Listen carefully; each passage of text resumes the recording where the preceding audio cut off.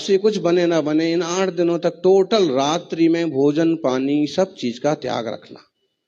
जो लोग यहाँ बैठे हैं दूसरों को भी बताना कि कम से कम इन 8 दिनों तक रात्रि में भोजन भी नहीं लेना है और पानी औसत कुछ नहीं लेना है। अति आवश्यक हो तो पानी और औसत, नहीं जरूरी है तो शाम को 7:30 के पहले। बाजार का नहीं खाना है, इधर उधर की चीजें नहीं खाना है, बार बार नहीं खाना है। एकासन बने तो एकासन, नहीं तो 2 बार 3 बार बस। दोनों हाथ जोड़िए। ओम नमो जिनाणम। कई सारे लोग इन दिनों साबुन सोडा सर्फ का भी उपयोग नहीं करते हैं। करेंगे तो 4 दिन में 1 बार, बहुत सावधानी से। कपड़े भी धोएंगे तो इस ढंग से कि नालियों में न बहे बहुत सारा जहर। तो दया है।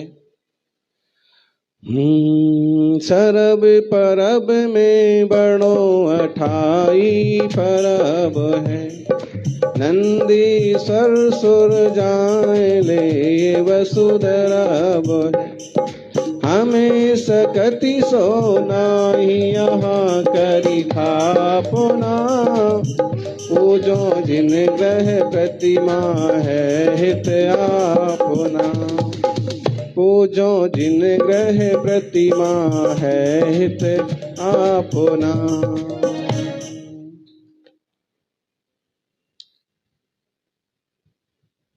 जय बोलिए अनंत अनंत सिद्ध परमेष्ठी भगवान की।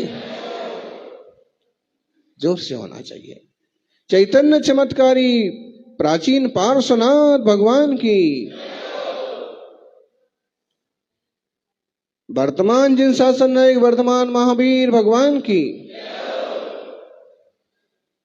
नाश्ता नहीं किया होगा, नाश्ता का चालू हो गई तो आप लोगों ने आज ना ही नाश्ता किया होगा ना चाय पी होगी। पीना भी नहीं चाहिए 8 दिन तक तो।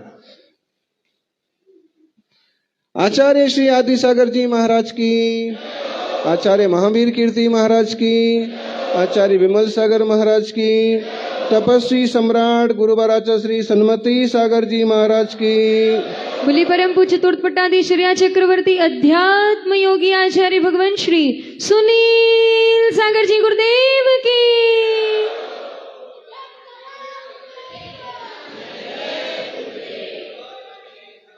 न कोई बात छपाते हैं, न कोई चीज छिपाते हैं।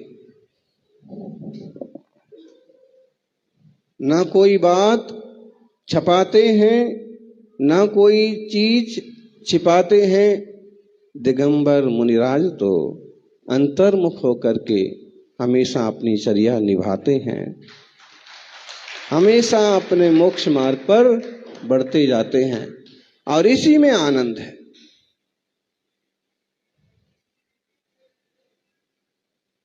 अंतर्मुख होकर के जो साधना का आनंद है वो बहिर्मुखता में नहीं है।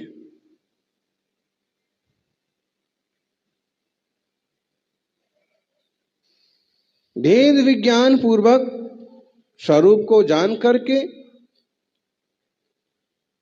जो साधना करते हैं,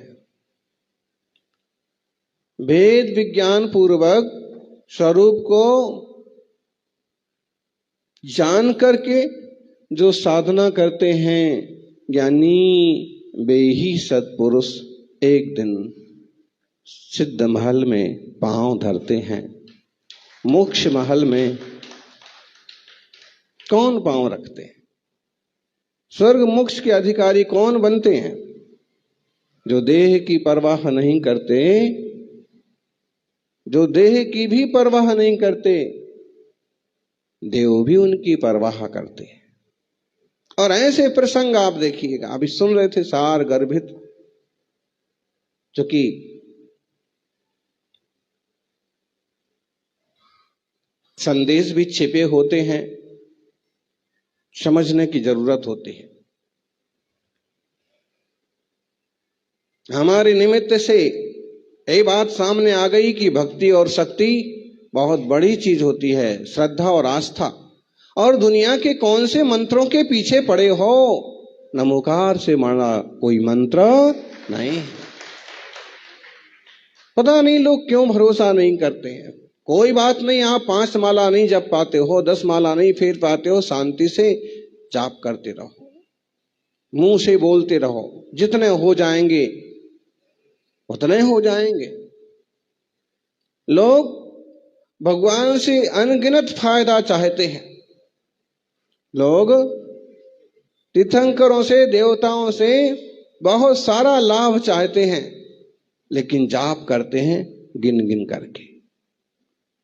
जब गिन गिन करके करोगे तो मिलेगा भी, गिनिए मत। और गिनना भी पड़े तो जितने ज्यादा अवसर आए उतने ज्यादा जाप करें, पाठ करें। 5 पूजा तो कर ली हमने नंदीश्वर की, अब आज और कोई बैठेगा भाई, थाली पर जो बैठेगा पेट उसका ही भरेगा। कल आप बैठे थे, आपको आनंद आया, आज भी बैठोगे तो आज भी आएगा, और जो लोग जुड़ते जाएंगे उन सबों को आनंद आएगा। फिर गांधी जी के निमित्त से श्रावकों की चर्या भी बता दी। मुनिराज ना पूछेंगे कि कहां से लाए हो दूध, अंदाज लग जाएगा तो दूध लेंगे ही नहीं कि भाई यहां दूध शुद्ध उपलब्ध नहीं है, यहां घी उपलब्ध नहीं है। और प्रायः करके संघ में तो तले हुए पदार्थों का त्याग ही चल रहा है पूरे गर्मी के मौसम से। अब शायद बरसात में 1-2 छूट हो जाएंगी, क्योंकि अब एक जगह रुकेंगे तो श्रावक भी ज्यादा से ज्यादा शुद्धि वगैरह का ध्यान रख पाएंगे। तो मुनिराज पूछे ना पूछे क्यों, वो तो सहज है, वीतरागी, उन्हें कुछ ऐसे लगा कि उचित नहीं है तो छोड़ ही देंगे, ज्यादा पूछा पाछी नहीं करेंगे। क्योंकि इतना बड़ा संघ है इसलिए पूछ तो हम भी लेते हैं कि वहां कुआं है कि नहीं है। कुआं ना होगा तो तुम प्राशुक जल की व्यवस्था, जीवाणी की व्यवस्था कैसे करोगे? इसलिए कुआं नहीं है तो संघ भी नहीं जाएगा। और आप देखिए कि अगर साधु अपनी साधना पर दृढ़ रहते हैं तो साधुओं की साधना कराने वाले श्रावक भी निकल आते हैं। इतना प्राचीन मंदिर यहां पर नहीं था कुआं, कभी रहा होगा, कभी बंद हो गया होगा, लेकिन फिलहाल तो यहां पर नहीं था। क्या किया, आग्रह कर रहे थे पधारो पधारो पधारो, तो हमने पूछ ही लिया फाइनली कि कुआं है, तो जहां भी कुआं होगा वहां से कंधों पर पानी आ सकता है क्या? तो कंधे पर इतनी दूर से कैसे आएगा? फिर महाराज जी आप हमको थोड़ा समय दो। हमने कहा ठीक है भाई, समय समय ही है आपके पास।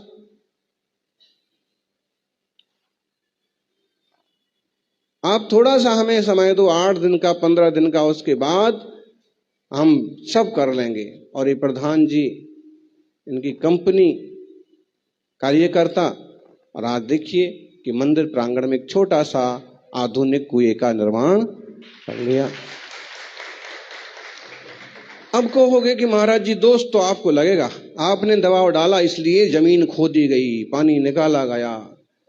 नहीं, दबाव नहीं डाला हमने, तो सिर्फ पूछा कि वहां ऐसा है क्या, इल्छाओं नहीं डाली जा सकती है, जीवानी हो सकती है क्या? वो नहीं हो सकता है। तो भाई साधु कैसे जा सकते? आज भी कुएं का पानी लेने के पीछे रीजन यही है, अभय दान और जीव दया और जल छानन की विधि का जीवंत रखना। तो बोले महाराज जी जब तक आप रहोगे तब तक चलेगा, उसके बाद मोटर डाल देंगे उसमें। ऐसा करोगे क्या? नहीं, उसके बाद उसी के जल से छान करके प्राशु करके श्री जी का नमन होगा। कुछ लोग व्रती बनेंगे, व्रतों का पालन करेंगे, घर पानी भर के ले जाएंगे, 2 प्रतिमाओं का पालन कुएं के पानी से करेंगे। करने से क्या नहीं होता है? वो बैठे हैं ऋषभ बिहार के मुखिया, 2 प्रतिमाओं का पालन कर रहे कि ना कर रहे? एक दिन आए, कहने लगे महाराज जी प्रायश्चित दे दो। 3-4 बार की सामायिक छूट गई।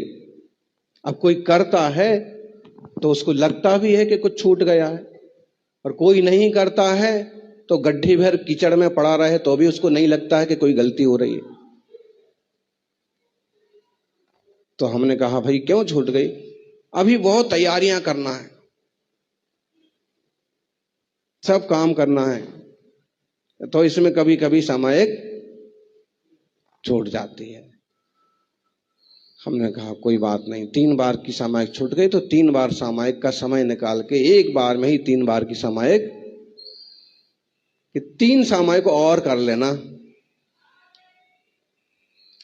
क्यों? और बड़ा प्रायश्चित भी बन सकता है अभिप्राय अगर कुछ और रहा हो तो। अभी तो धर्म ध्यान का ही अभिप्राय है। कई बार माताएं बोलती हैं कि हमारी 3 प्रतिमाएं हैं, 7 प्रतिमाएं हैं, 2 पहर की तो हमारी सामायिक हो ही नहीं पाती है। हम तो रोज मुनिराजों का पड़गाहन करते हैं और जब जब साधु संग आते हैं तब तब तो निश्चित रूप से हमारी दोपहर की सामायिक नहीं हो पाती है। गुरुवर सन्मति सागर जी से कहा कि महाराज कैसे होगा पालन 7 प्रतिमाओं का? बाकी तो सब पालन हो जाएगा, लेकिन तीसरी प्रतिमा से ही जो सामायिक होती है दोपहर की, वो कैसे पलेगी हमारी? मुनिराज आते हैं, त्यागी वृत्ति आते हैं तो हम चौका लगाते हैं और उसमें समय 1 बज जाता है। गुरुवर ने कहा कि कोई बात नहीं, मुनियों की सेवा का जो अभिप्राय है वो भी श्रावक की सामायिक से कम नहीं है। उसमें तुम्हारा भोग का अभिप्राय नहीं है कि आज रसगुल्ले बनाएंगे खाएंगे, मौसम बहुत बढ़िया है, पकौड़े तलने के दिन आ गए हैं, पकौड़े खाएंगे हैं। मुंबई में दिल्ली में क्या खाते हैं? वो लोग कुछ भी खाते हैं, यहाँ तो चाइनीज भी खाते हैं और ये भी खाते हैं, कुछ भी खाते हैं। लेकिन आम तौर से भारत में जब बरसात का मौसम आता है तो क्या खाते हैं? किस किस के घर पर तैयारी हो गई? कोई हाथ उठाएगा नहीं। महाराज को पता पड़ गया और आ गए तो शुद्ध प्रासुक होगा तो ही कोई आएंगे, और जब मन शुद्धि, वचन शुद्धि, काया शुद्धि बोलोगे तो ही होगा। हुआ ना उस दिन वहां पर दिल्ली से जब यूपी गए थे, विवेक विहार से सूर्यनगर गए थे चर्या के निमित्त। मन बन गया कि वहां पड़गाहन हो जहां श्रावक अपने घर के बाहर ही खड़े हों। तो वहां के प्रधान और मंत्री और श्रावकों के घर का पूरा चक्कर लग गया, लगभग 2-2.5 किलोमीटर का। लेकिन आखिर एक जगह जो व्रती परिवार था उन्होंने पड़गाहन किया, योग संयोग से विधि भी मिल गई। कलश, मृतिका कलश, और पड़गाहन भी हो गया और चर्या भी। शुद्धि बोली, चले गए भीतर, जाके देखा तो जैसा अक्सर कर चौकों में होता है वैसा कुछ नहीं था। एक थाली में फ्रूट लगे होंगे, एक में ड्राई फ्रूट लगे होंगे, एक में मसाले रखे होंगे, एक में जूस रखे होंगे, एक में नमकीन रोटी, सादी रोटी, मिस्सी रोटी, पराठा, और ये ऐसा रखा होगा। ऐसा कुछ भी नहीं था। क्यों? और वास्तव में ऐसा कुछ करने की जरूरत भी नहीं है। पता नहीं ये सारा दिखावा लोग क्यों करने लगे। सीधा सिंपल रहिए ना। आप जो शुद्ध दाल भात साग रोटी खाएंगे उसी को शुद्ध ढंग से बनाइए और त्यागी व्रति का पड़गाहन करिए। फिर आप दिल से बोल पाएंगे, हे स्वामी मन शुद्धि, वचन शुद्धि, काया शुद्धि, आहार जल। इतना ज्यादा प्रपंच करने में आप दिल से नहीं बोल पाते हैं। क्यों? इतने कई बार महंगी चीजें लाना, महंगे फल लाना, सुधारने में गलती हो जाना, ऊंचा नीचा हो जाना, आप नहीं सुधार पाए उससे सुधारवा लेना। भाई पैंट शर्ट वाला है, तू छील तो सकी सकता है ना, तू कर दे। उसमें दिल से नहीं बोल पाते, कुछ ना कुछ उसमें फॉल्ट रह जाता है। लेकिन जब आपको पता है कि सारी चीजें हाथों ही से तैयार हुई हैं, भले 4 चीजें हैं लेकिन हैं तो दिल से बोलते हैं। और उस दिन भी जो चर्या हुई एकदम सहज रूप से, बहुत शांत परिणाम से, और कोई घुसपैठिया वहां तक पहुंच ही नहीं पाया।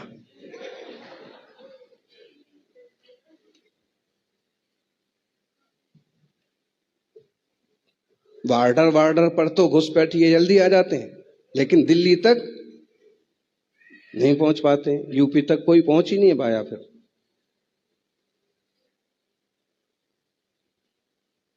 और चर्या हुई। चर्या के बाद जो सामाक हुई, यूं तो सामयिक में तंद्रा भी आ जाए, लेकिन उस दिन तंद्रा भी नहीं आई। शालीनता बनी रही। निर्दोष आहार है वो, निरुद्दिष्ट आहार है। साधु के निमित्त से ही नहीं चौका लगाया, खुद व्रती है वो। ने पड़गाहन किया। व्रती बनिए। ज्ञानी पंचम गुण स्थान का सौभाग्य मिल सकता है तो केवल इंसानों को, और अगर कोई जानवर, कोई भाग्यशाली त्रियंच भी पालन करे तो क्या व्यवस्थाएं बैठेंगी उसकी।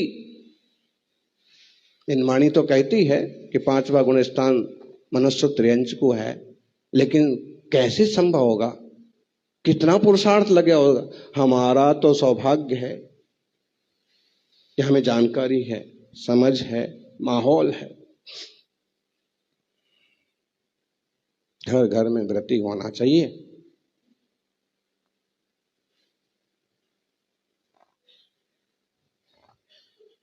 घर घर में त्यागी व्रती होना चाहिए, और ऐसी प्रभावना होना चाहिए कि जैसे संघ यहाँ आया है और बाहर में बड़े बड़े संघों की भी बत्तियां जल गई हैं, कि जब उनके संघ की साधना वहां आराम से हो सकती है, निर्दोष हो सकती है, तो हमारी साधना दिल्ली में क्यों नहीं हो सकती। और समझ लीजिएगा कि इस चतुर्मास के बाद आप लोगों के लिए भाग्य के और द्वार खुलने वाले हैं। कोशिश करेंगे तो वैसे साधु भी आ जाएंगे जो दिल्ली का मुंह नहीं देखना चाहते। क्यों? क्योंकि खबर तो सब तरफ हो रही है कि संघ की चर्या कठिन है, लेकिन कठिन चर्या को निभाने वाले सरल श्रावक भी उपलब्ध हैं, मेहनत करते हैं, कोशिश करते हैं। लेकिन वो कहे मेहनत और कोशिशों के बाद ना हो, सहजता से हो कि हमारे यहाँ तो शुद्ध बनता है, रोज पड़गाहन करेंगे, उसमें ज्यादा आनंद आएगा। 3 दिन का नंबर आ गया, हे भगवान 3 दिन कैसे कटेंगे हैं। 3 दिन का नंबर आता ना, कि कहीं एक ही दिन का नंबर आता है, कहीं 2 दिन का, कहीं 3 दिन का, कहीं 6 दिन का नंबर लगते हैं कहीं कहीं। ये नंबरों के लिए हम क्या बोलते हैं कि नंबर आपको लगाना है तो भले लगाओ, वो आपकी समिति की व्यवस्था है कि भाई सब परिवारों को लाभ मिलना चाहिए। लेकिन उसके अलावा वो तो एक तरह से उनको सिखाने के लिए जरूरी है कि तुम्हारा भी 3 दिन का नंबर है, रो धो कैसे भी करो, करना तो पड़ेगा। लेकिन इसको मूलाचार में मना किया है। मूलाचार में मना करने के बाद भी हम मना नहीं करते। चलो ठीक है, आप उसको ऐसा प्रोत्साहित करो कम से कम 3 दिन, 5 दिन, 7 दिन तो मुनि संघ की सेवा करने पड़ेगी। लेकिन ऐसा कभी मत करो कि कोई लगातार करता रहे, लगातार करना चाहे तो उसको मना कभी मत करो। ऐसा नहीं कि भाई तेरे यहां बड़े महाराज का हो गया बस, ऐसा नहीं करिए, मना मत करिए। उत्साहित जरूर कर सकते हैं, लेकिन हतोत्साहित कई श्रावक होते हैं कि लगातार जब तक संग रहेगा पड़गाहन करेंगे। आप उसे मना मत करिए। उसकी भाव, उसकी भक्ति, उसकी इच्छा, उसकी शक्ति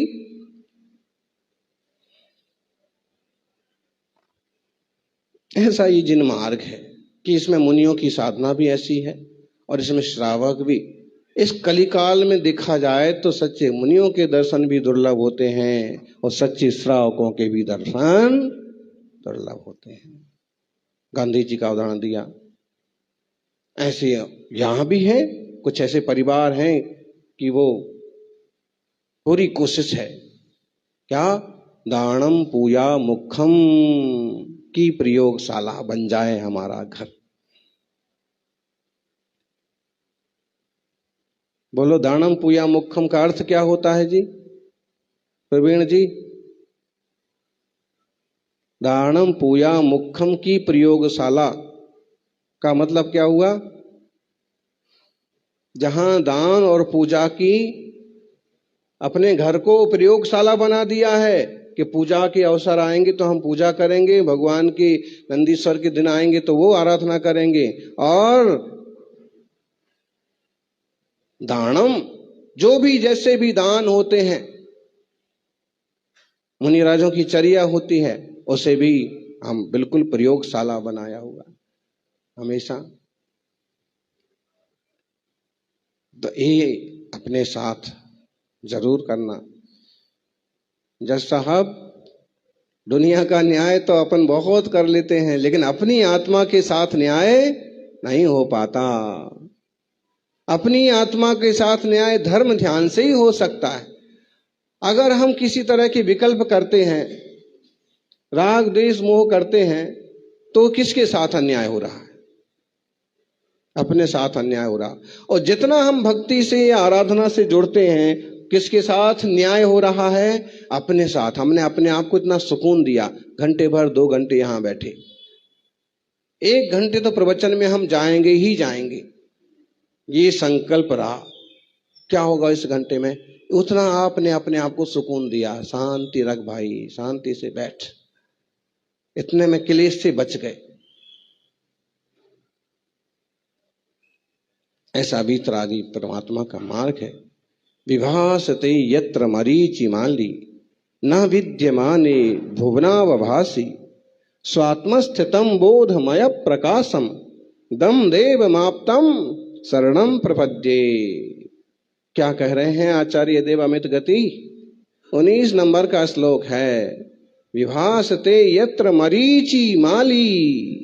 मरीचि माली का मतलब होता है सूर्य। तो जगत को प्रकाशित करने वाला जो सूर्य है, उसके विद्यमान रहते हुए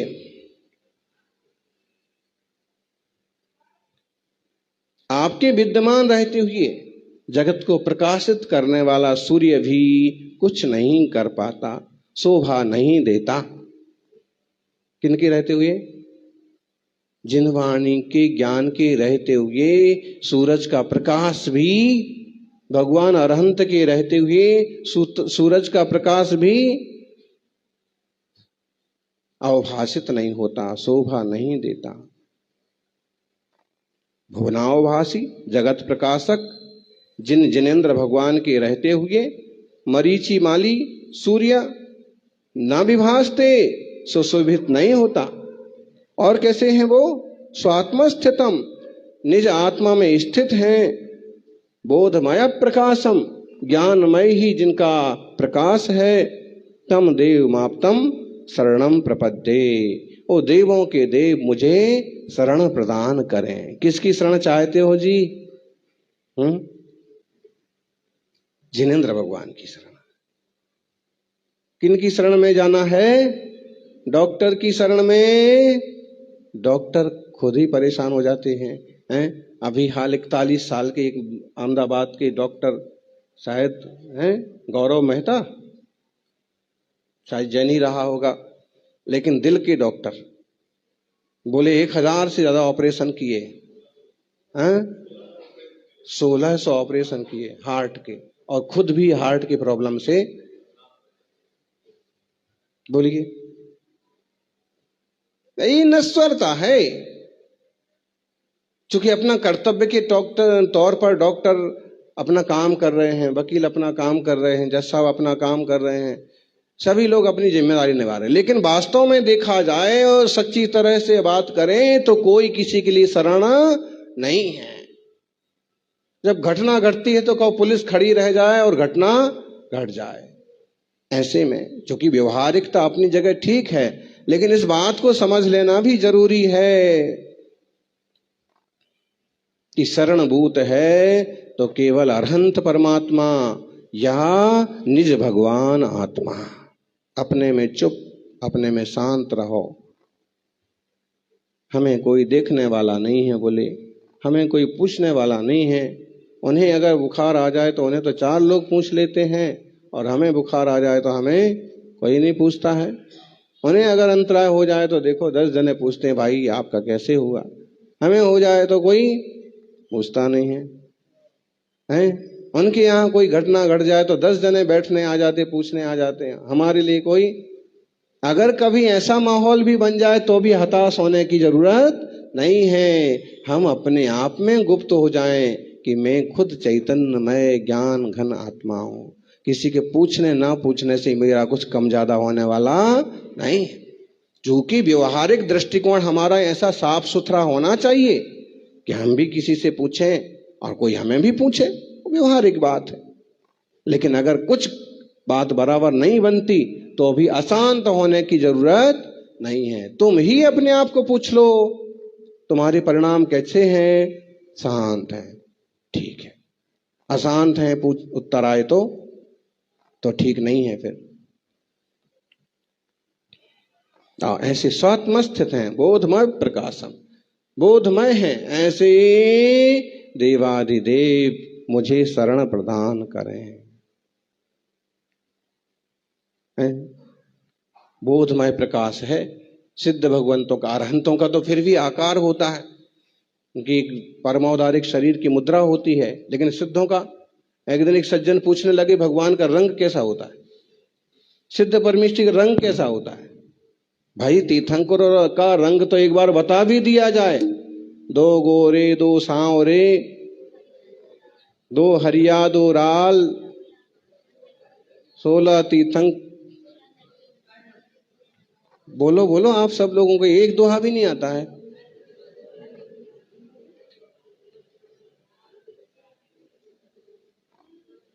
दो नीले 2 लाल जिन, 2 गोरे भगवान, 16 2 तीर्थंकर जी हरे, 16 स्वर्ण समान। अब तीर्थंकरों भगवंतों के औदारिक परमादारिक शरीरों के तो रंग है, लेकिन कोई सिद्धों का रंग पूछने लग जाए तो बोलो बोलो, यानी सिद्धों का रंग कैसा है?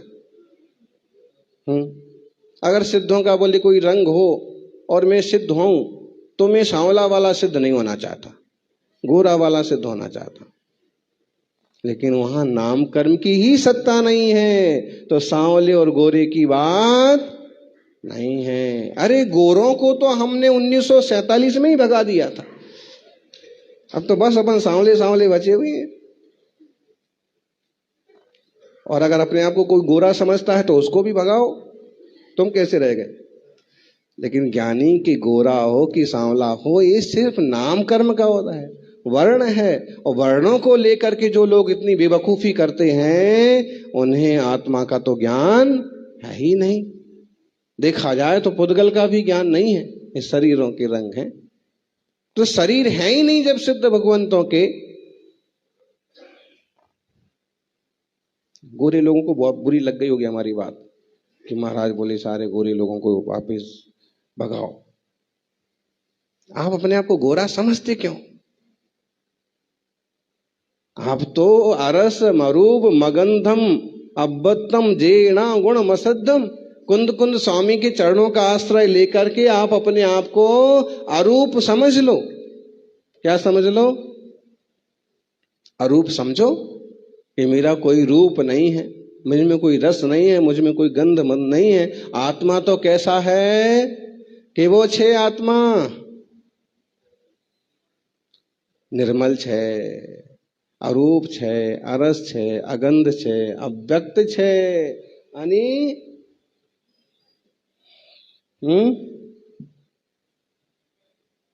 तो सिद्धों का रंग कैसा हुआ फिर? सिद्धों का रंग ऐसा कोई रंग नहीं है, बस वह शुद्धात्मा है। रंग रूप तो पुद्गल के हैं। घटना बढ़ना, छोटा बड़ा होना, बूढ़ा पुराना होना, ये सब किस में है? पुद्गल में। शुद्ध चैतन्य में तो ये कुछ है ही नहीं, इसलिए सिद्धों का कोई वर्ण नहीं है। परम प्रकाश स्वरूप स्वात्म स्थित अनंत अनंत सिद्ध भगवंत हैं, और वो देवों के देव मुझे शरण प्रदान करें। यानी हठ नहीं पकड़ लेना किसी चीज का। कई ऐसे लोग होते हैं कि एक चीज पकड़ लेते हैं टस से मस। देखो, सच्ची बात को समझ के सच्चा मार्ग को पकड़ लेना तो ठीक है, लेकिन कोई लकीर के फकीर होते, पकड़ लिया तो पकड़ लिया। हमारे दादा के जमाने में ऐसा होता था तो वो भी होगा। ढेर सारी जो चल पड़ती हैं, क्या रूढ़ियां। घर में बिल्ली बिल्ली भागी भागी फिरती थी, और शादी थी तो क्या किया बूढ़ी माँ ने कि बार बार भागती फिरती है, पूरियां खाती है, कभी जलेबियां खाती है, सब झूठा कर जाती है। तो क्या किया, बिल्ली को ढक दिया टोकनी के अंदर। बस जैसे घर का कार्यक्रम निपट गया तो दूसरे दिन तीसरे दिन उसको रवाना कर दिया, खोल दिया। फिर क्या हुआ, पीढ़ी बदली और वो दादी तो चली गई, लेकिन अब जो घर में तो जो नई मुखिया अब शादी की बात आई तो उनने कहा कि देखो सारी चीजों की व्यवस्था तो हो गई, एक बिल्ली की बस जरूरत है। क्यों बोले बिल्ली की जरूरत है? वो याद आ गई ना कि जब ऐसा हुआ था, जब मेरी शादी हो रही थी तो मेरी सासू माँ ने बिल्ली को यूं टोपले के अंदर, तो बोले अपने यहाँ ये रूढ़ी चलती है, अपने ये परंपरा है कि जब घर में कोई शादी हो तो बिल्ली को तो टोपले के अंदर ढकना। वहां मजबूरी थी कि बिल्ली घर की थी है, और लेकिन वो बार बार इधर उधर सब गड़बड़ करती थी, इसलिए उसको, यानी जो हाल बिल्ली का है वही हाल दिल्ली का है।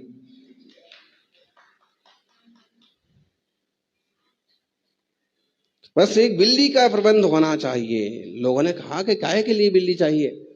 उसके पति ने भी समझाया तो बोले तुमको याद नहीं है क्यों जब ऐसे बिल्ली को और फिर उसको ढक दिया था, फिर अपनी शादी हो गई, कार्यक्रम निपट गया, उसके बाद बिल्ली तो चाहिए, बिल्ली ना आएगी तो बेटे की शादी कैसे होगी?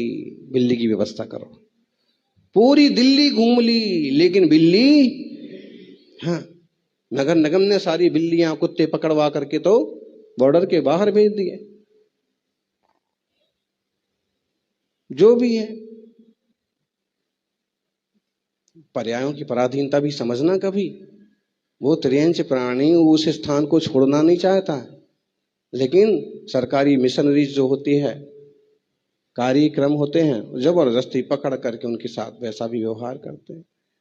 संसार इसी ढंग से चलता है। हम त्रियंच पर्याय से तो बहुत ऊपर आ गए हैं, इंसान की पर्याय है, और इंसान में भी इंसानों के सिरमौर हैं, जैन शासन के श्रावक हैं, जिसकी तुलना दुनिया में कहीं नहीं की जा सकती। देश के प्रधानमंत्री विदेश में जाकर के शुद्ध आहार शाकाहार करते हैं तो विदेशी लोग उनको परम दयालु और संत पुरुष समझते हैं, और अगर ये दिगंबर मुनि के दर्शन हो जाएं विदेशी धरती पर तो उनकी महिमा क्या होगी। एक जैन श्रावक को जो शुद्ध जीवन होता है उसकी लोक में चर्चा हो तो उसकी महिमा क्या होगी। ऐसा उत्कृष्ट जीवन आप सबको मिला है। इस मंगलमय जीवन में जिनवाणी और जिनेंद्र भगवान की शरण पर अमल करें और समय समय से वस्तु व्यवस्था को समझें, भाव समझें। भाव ना समझेंगे तो उसका भाव क्या था, इसका भाव क्या है, भाव ना समझेंगे तो गड़बड़ हो जाएगा।